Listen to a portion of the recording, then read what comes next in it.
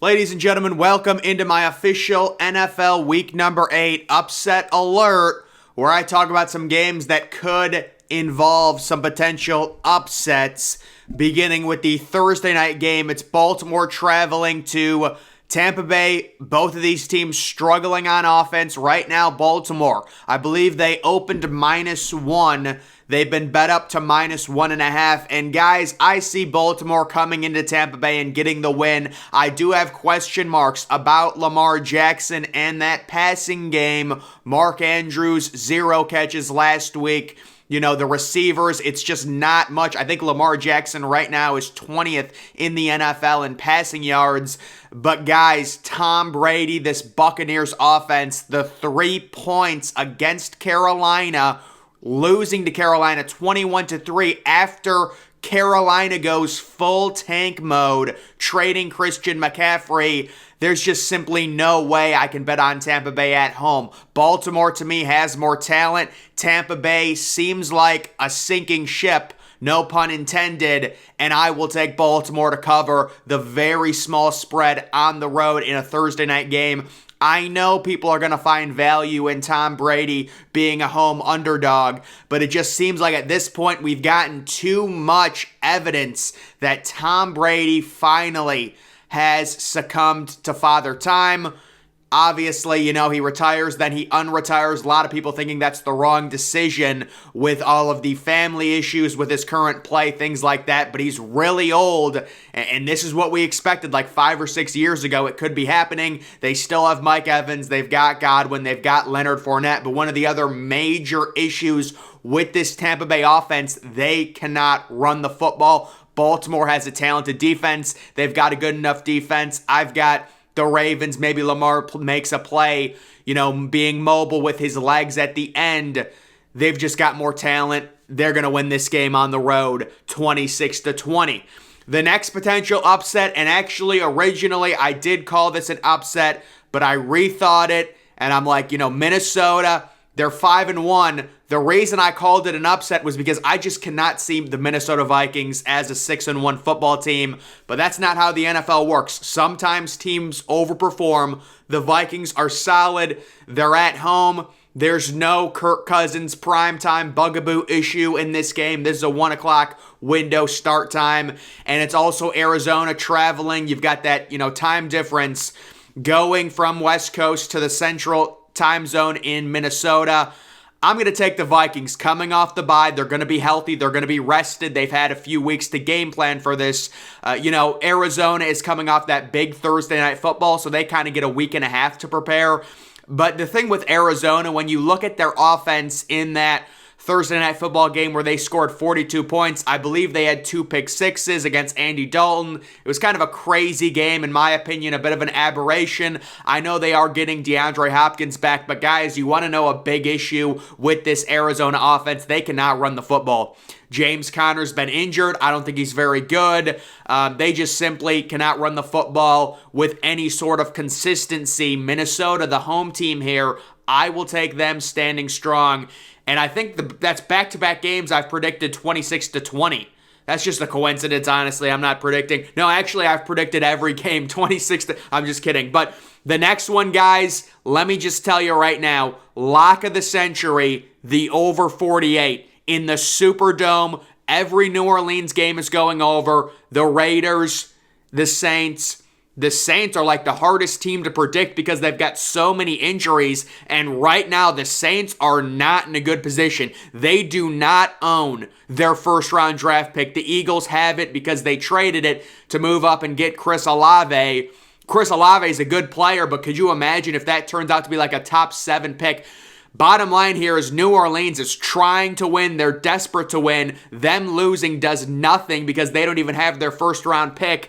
Will Jameis Winston play? Will Marshawn Lattimore play? Will Michael Thomas play? Will Jarvis Landry play? You know, they get that extra 3 days because they played on Thursday night. I think a lot of those guys come back, but I'm still expecting this to be a high-scoring game. And I really am falling in love with this Vegas offense with Josh Jacobs, with Devontae Adams, Derek Carr playing better. They can put up points. I think they continue it.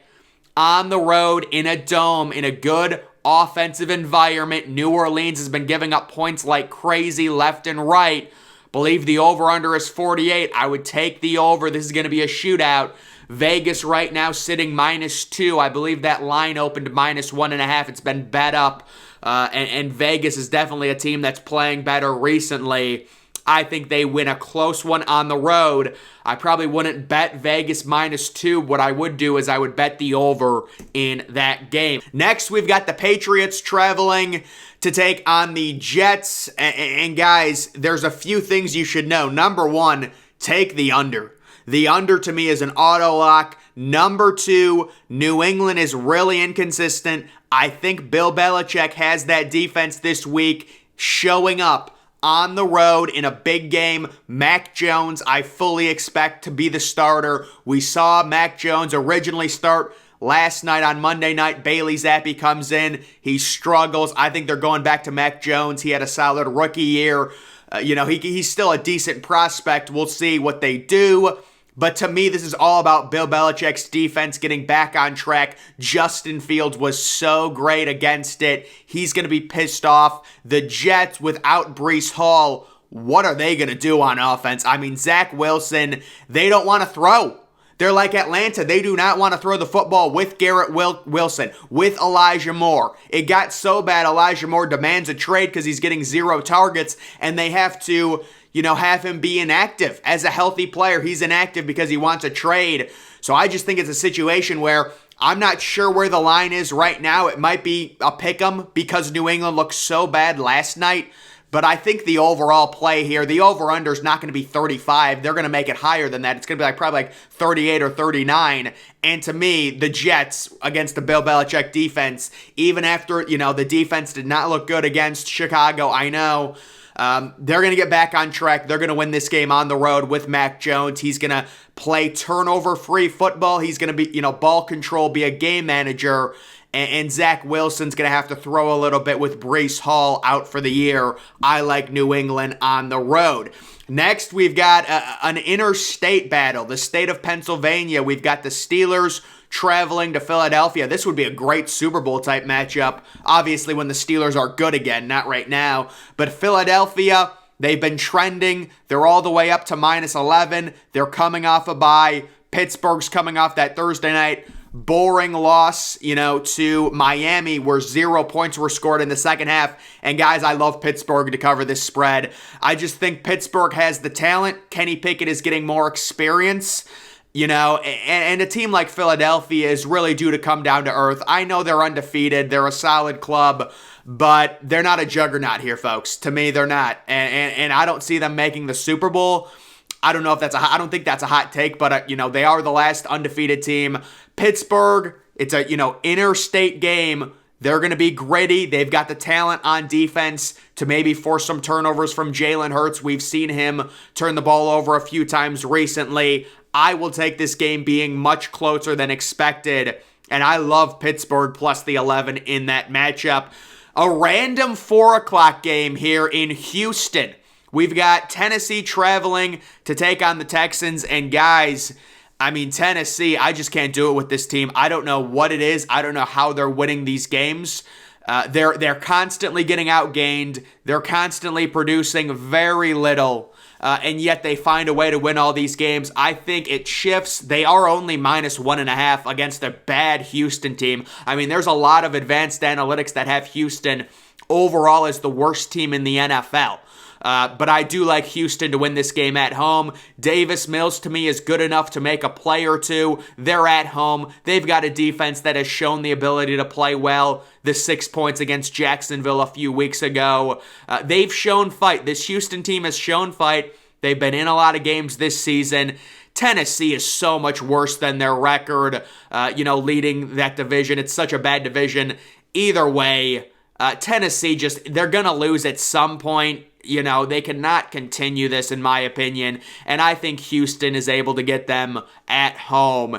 Kind of a closer, maybe turnover fest type game, and I also love the under in that one. And then the final potential upset, it's the Giants at the Seattle Seahawks, and the Giants currently 3-point underdogs, but The Seahawks, the one saving grace has been the Geno Smith breakout. It's been heavily aided by that receiver core. Kenneth Walker's been great, but guys, DK Metcalf, the injury, I'm so concerned about it. I think this Giants team, they play close games, they win close games. They're going to ride Saquon Barkley. Seattle has a leaky defense. Give me the Giants. I'm on the bandwagon this week.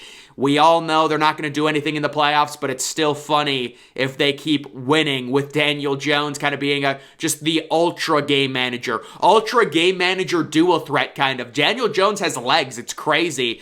And then just a few other games, guys. The Monday night game, I love the over. The Browns-Bengals Battle of Ohio, Halloween night. It's a lock to go over. The Sunday night game, I like Aaron Rodgers plus 10.5. I think Buffalo wins it, but I do like Aaron Rodgers. And then also just one more game I wanted to discuss. If there's one game I would completely stay away from, it would probably be this Colts-Commanders game. Now, I have this game going completely chalk. The Colts are 3-point favorites. I've got them winning by 3. Sam Ehlinger, we don't know what we're going to get from him. But the more I think about this game, I am leaning towards liking Indianapolis at home. They've got a way better roster than the Commanders. The only question is the quarterback. You don't know how teams are going to respond to that, but we've seen with Bailey Zappi, you insert a new quarterback, there's some life to that team. Maybe this gets Jonathan Taylor going. Maybe this gets Michael Pittman going. They're already using Paris Campbell more in the short passing game. I was just saying, Indianapolis has a way more talented roster than the Commanders, especially the Commanders. I think Chase Young is still injured. He still hasn't played yet this year. So I'm starting to like the Colts more, but it's just with the quarterback situation. Taylor Heineke, even beating the Packers, a lot of it was he just threw a couple passes up and they were caught by Terry McLaurin. So I don't know about this game. It's a weird 425 game, AFC versus NFC. It should be a fun game to watch. I always like AFC, NFC games that start at 425 just because when is the last time the Commanders went to Lucas Oil? I mean, it's had to have been so long. So it's good to see teams get out of their environment, get out of their conference. And with Indianapolis, it is surprising they declared that, Matt Ryan was washed. Honestly, I completely support it. I think you have to change something on the offensive side of the ball. You've got a team that you've built a roster that should certainly win that easy division. And you're just not getting it done. You get swept by Tennessee. It's disgusting. So Indianapolis, I still think, has the best roster by far in that division. But if Matt Ryan is really washed, we've seen Sam Ehlinger play well in the preseason. We'll see what he can do. But guys, just wanted to talk about this game really quickly. Either way, that's going to do it for this video. Make sure you're following me on Twitter. Link to that's always in the description. I'm, of course, the Depressed Ginger. Thank you for watching.